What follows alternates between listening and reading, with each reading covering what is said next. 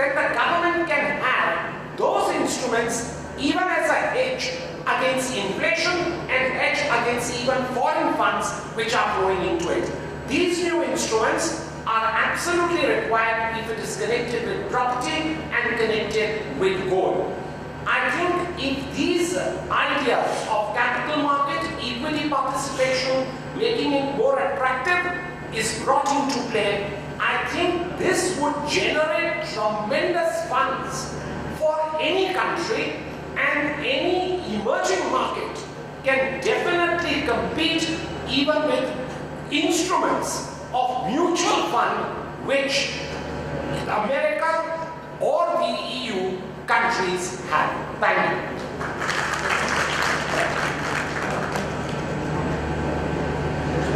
One quick thing that Gentleman said, and that was number one, that all markets should be well regulated and should be efficient. Okay, there are many markets in this world that are not well regulated and are not efficient. You will never find us there. Because the one thing that you want to know is when an investor puts money in, they want to be able to get the money out without taking a huge haircut. I'm not going to mention a country, but there was a country's benchmark index was up 98% last year. But if you tried to take your money out, you took a 50% haircut. 50% of that you would lose. That's not how to go about capital markets. We call on you. Cuba.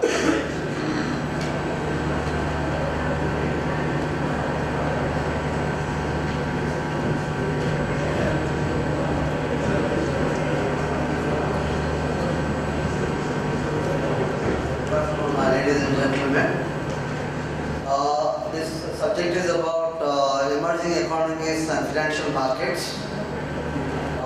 This subject got more relevance immediately after the global economic crisis, especially after the US started introducing the measures for stimulating the economy. We found that a lot of capital flows which are coming from advanced countries to emerging economies. When talking about this, if you look at the historical background of the world, in 1700s, India and China are the leading countries in the world in terms of GDP. After the Industrial Revolution came, then we saw UK gain currency after East India Company. Then after the World War, Japan was growing fast from 1980, it was China. So at any point in time, only few countries in the world grow. And if you look at the advanced countries in the world, what we find today is that most of the consumer categories of products, there is already a saturation point. So actually, if you talk about domestic growth for the industries within these economies are very, very limited. So they have to essentially look for growth outside. Which means over a long period of time, all these advanced economies have to start looking at how to channelize their funds to economies which are growing and emerging. That's the way the world economic order can be kept in balance and we can grow the economies. In this context, I'll just run through this small presentation, which I will do that in 5 minutes. The flow presentation is I'll talk about the trends which is happening in terms of flow of funds, then transmission channels and management, how this gets translated, then spillover effects. If when we talk about EU stimulus, now we are talking about stimulus in Europe as well as Japan. They are also going to make money flow freely from these advanced countries to emerging countries, which are about 17, 18 of them in the world today. Then some of the financial instruments which are being used after the crisis, which we can look at in terms of how we can go forward. Finally, the strategies and policies. If you look at the trends, in the month of August, if you see all the emerging countries in the world, they received only about 9 billion compared to an average of about $13 billion in the month of May and July. This is especially after what we heard about this US tampering. Now they have reduced all those issue of market-based securities. Now there is a feeling that by March or by the end of 2015, US will start raising the interest rates. Then we also see portfolio debt inflows are particularly affected. if you see in terms of what has happened in terms of flows to emerging markets, more than 80-85% of funds which are flowing from advanced countries to emerging markets were in the form of debt and debt instruments. Only the remaining 15 or 20% were in the form of equity. And as we are all aware, debt funds are generally temporary in nature, unless the emerging markets are going to create instruments where people can invest for a long time. So we saw a reversal portfolio flows to emerging markets in Europe. It was down by 7.3 billion in August. To Africa, it was down by 1.5 billion dollars in August. And in Asia, of course, it was down to 9.7. And Latin America, 8.3. So the sharp slowdown in August primarily reflected a reversal of portfolio flows to emerging markets. This, whenever US is likely to take any action, this is bound to see some kind of reaction. There is a chart, summary was discussed earlier. If you see in terms of trends, there is a greater global integration of financial markets today. In any market, whatever is happening, it is going to see an effect on other financial markets. One thing we should remember is that not all the emerging markets countries in the world have got stock markets or capital markets. Still, many of the countries in the world depend on bank funding and traditional forms of funding. So the monetary action taken by advanced countries, especially US, has a great bearing on financial flows to emerging markets. And what we saw after the crisis, there is a positive correlation. Whenever US dropped the interest rates, the similar action was being seen in other markets in the world where the interest rates were being brought down by other countries in the world. Then unconventional monetary policies benefited the emerging markets more than the countries which brought these policies. If US has reduced the interest rate to a very low level, in fact the funds were mobilized in US market and the flow was going towards the emerging markets. So the money was actually going to other markets, not the domestic market. Then even signals on likely action from advanced markets have a great bearing on financial markets in EMs. We saw that happen last year when US Treasury announced that they were going to taper. Then immediately we saw a big reaction. Even in a market like India where the economic fundamentals are very strong and there was no big change in economic fundamentals in 1 year, we saw stock market prices going down. The mood of investors, the sentiments are going down. So that has an effect, signaling effect. Then the responses around these unconventional monetary policies, unconventional outsized. Actually, the reaction from these markets were outsized in terms of what it should have been. And vulnerable countries are most affected. The countries which have a very high current account deficit, high trade deficit, high fiscal deficit, like Brazil and all that, these are the countries which saw a big reaction whenever such policy announcements were made.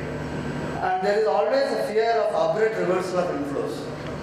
Now, whichever countries have received these funds, now there is a fear among these countries that there is going to be a change in policy of US Treasury, then they will see some outflows. Then if you see cross-border equity investment of EMs, actually they were at 3.29 trillion in 2009. By 2012, it increased to $4.4 trillion. And investor sentiments play a major role there. At the end of 2012, the foreign share in total holdings of Asian and Latin American local government bonds has risen from very low of negligible to 10 to 50%.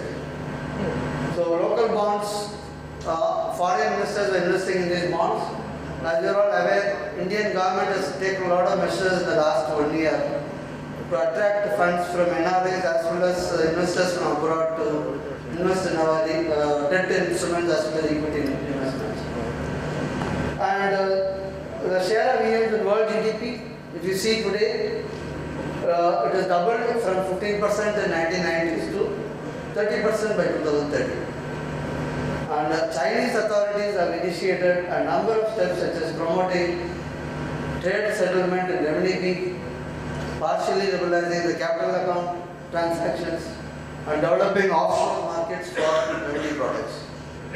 These are some of the trends which we are discussing. It's a pictorial representation of these trends. In terms of whenever a policy is being made in a country like US or Europe or Japan, that has got spillover effects on all other countries in the world. So what are the transmission channels? Whenever they take this policy, how it is affecting? One is the signaling channel. When the US says it is going to taper, it creates jitters in the markets. That is signaling. Then portfolio balance. So what happens? The portfolio whoever is invested in emerging markets, they try to take out the money from emerging markets and try to put it back in advanced economies. Actually, they should realize that the long-term potential of emerging markets are very high. They are the future growth engines of the world economy. So the long-term potential remains at a very good level. So the investors from advanced economies, they need not panic whenever there is a policy reversal. The market functioning, then liquidity, it affects the liquidity in the markets, then it affects the exchange rate of the countries, and it affects the flow of trade and terms of trade. Well, if foreign currency appreciates very fast, then the export competitiveness of that country goes down. If the foreign exchange rate of a country depreciates very fast, then immediately the competitiveness of the country's exports goes up. So these are some of the effects. And spillover effects, it has an effect on exchange rate of the countries. Second is policy rate. Today, it also affects how the central banks in other countries decide their policy. On long-term interest rate, it has an impact. Like I told you, after the US action after 2008, when they reduced the interest rates, a similar trend was observed up to 2013 May. From 2008 to 2013, if you look at the trend of long-term interest rates in US as well as in other countries, emerging markets, they were positively correlated. And then international bank lending. Immediately after the crisis, most of the banks from abroad, which had exposure to the emerging markets, they started selling their operations, exiting their operations from these emerging markets, taking the money back to their country to shore up their capital. Then portfolio flows. These are spillover effects. So whenever there is an action taken in US or Europe or Japan, it's going to affect all this. So factors which determine how these are going to affect the emerging markets and their financial soundness, they are macro fiscal stability, how strong they are, and their financial openness and dependence. Those who are financially open, like Chile and all, they were able to manage very well when these things happen. Currency related measures, many countries they said capital controls, they said pegging the currency. Then bank and financial system vulnerable. These are the things which are impacting the flows. For example, some of the financial instruments being used. After the crisis, US started buying market-backed securities. So that's the way they are pumping the money into the economy. Then IMF introduced two set of special drawing rights, which went into these countries to support. And now Basel III, people are talking about additional capital requirements. They are talking about regulating the compensation of CEOs. Then counter-cyclical capital requirements. Currency swap. China has done this in a big way. And the emerging markets can look at currency swap as one measure. The direct purchase of assets by governments, they have done that in the US as well as equity. Coming to strategies and policies. One thing is that the emerging markets, as I said, the next 10-15 years, most of the incremental growth of the world economy will come from emerging markets, including China, India, Brazil and Mexico. So if you see the incremental growth of the world economy, most of that will come from emerging markets. So how do we make sure that the inflows which come into these markets are maintained and there is no reverse flow of these funds? Some of the strategies which countries can think of, I will just read the paucity of time, I will not be able to explain in greater detail. One is well coordinated fiscal management policy at the central government level, and there is a need to reduce fiscal deficit. Then good macro-prudential framework. Earlier, central banks are more focused on micro policies. They were looking at individual institutions, but now they have to look at overall what will be the systemic risk arising from such events. Then good coordination between government and regulatory authorities. Well, as we all know that there are regulators for various sectors of the economy and there is central government. And most of the time what happens is when you talk about independence of thoughts, independence of decision making, there is always bound to be some kind of difference of opinion in terms of what is the policy to be followed. But in a situation like this, there is a need for a coordinated policy action by the government as well as the regulatory authorities and synchronized global monetary policies. If US government is planning to do something on treasury,